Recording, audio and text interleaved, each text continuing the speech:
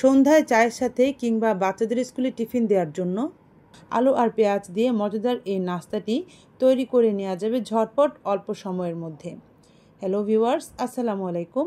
Welcome to my channel alluring byte. আজকে আমি আলু আর পেঁয়াজ দিয়ে ভীষণ মজাদার একটা নাস্তা তৈরি করছি। এই নাস্তাটা তৈরি করা অনেক সহজ, খেতে কিন্তু খুবই টেস্টি। রেসিপি শুরু করার আগে আপনাদের কাছে আমার ছোট্ট একটি অনুরোধ, ভিডিওটি না টেনে সম্পূর্ণ রেসিপিটি দেখবেন। আশা করছি আপনাদের কাছে অনেক বেশি ভালো লাগবে।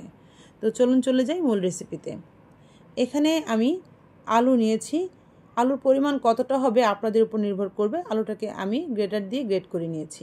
সাথে একটা ডিম দিচ্ছি, ডিমটাকেও আমি গ্রেট করে নিয়েছি। তো গ্রেট করে নিলে হয় কি, আলুটা ম্যাশ করতে অনেক বেশি সুবিধা হয়। আলুর মধ্যে ছোট বড় কোনো দলা থাকে না। তো এর মধ্যে এখন আমি দিয়ে দিচ্ছি 1 চা চামচ চাট মশলা, 1 চা চামচ দিচ্ছি আমি গরম মশলা গুঁড়া, স্বাদ মতো দিচ্ছি লবণ, আর 2 চা চামচ দিচ্ছি চিলি ফ্লেক্স। আপনারা শুকনো মরিচটা এখানে নিয়ে নিতে পারবেন, আমি চিলি ফ্লেক্সটাই দিয়ে দিলাম। আর নিচ্ছি আমি এখানে 1/4 কাপ ধনেপাতা কুচি। তো সবগুলো খুব ভালোভাবে এখন আমি মিক্স করে নিব। এবার মিক্স করা এই আলু থেকে আমি ছোট ছোট করে আলু এভাবে নিয়ে একটা একটা করে বল তৈরি করে নিব। আমি এখানে ডিমটা অ্যাড করেছি, আপনারা চাইলে কিন্তু ডিমটা স্কিপ করতে পারেন, আবার চাইলে কিন্তু ডিমের পরিবর্তে চিকেনও এখানে অ্যাড করে নিতে পারেন। তো বলগুলো সব এখন আমার তৈরি হয়ে গেল। এবার এগুলোকে এক সাইড করে আমি এখানে পেঁয়াজ কুচি নিয়ে নিচ্ছি। তো পেঁয়াজ কুচির মধ্যে এখন আমি দিয়ে দিচ্ছি স্বাদ মতো লবণ, 2 চা চামচ মরিচের গুঁড়া, আর দিচ্ছি 2 টেবিল চামচ কর্নফ্লাওয়ার।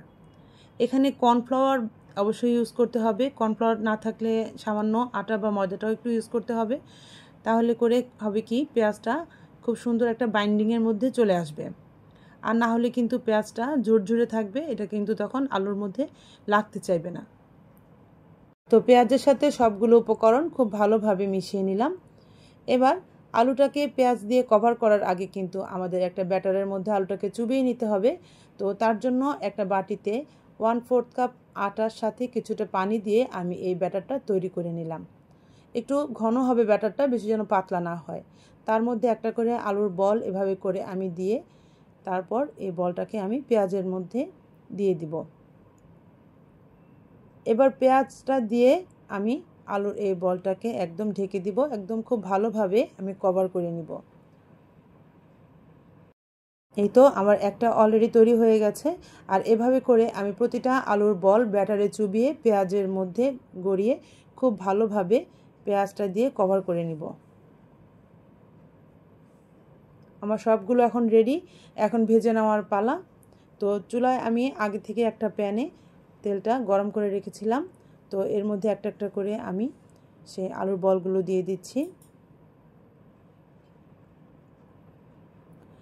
আমি দুটা ব্যাচে ভেজে নেব, সবগুলো একসাথে দিচ্ছি না। একসাথে দিলে কিন্তু নাড়তে গিয়ে অনেকটা সমস্যার সৃষ্টি হবে। আর যেহেতু এটা আলু, তো সাবধানে নাড়তে হবে যেন বের হয়ে না যায় ভেতর থেকে। একটুখানি বের হয়ে গেলে কিন্তু অয়েলটা একদম নষ্ট হয়ে যাবে, আর তখন এই বলটাও কিন্তু সুন্দর মতো হবে না। প্রথমে আস্তে আস্তে এপিট ওপিট একটু ভেজে নিতে হবে, খুব সাবধানেই করতে হবে।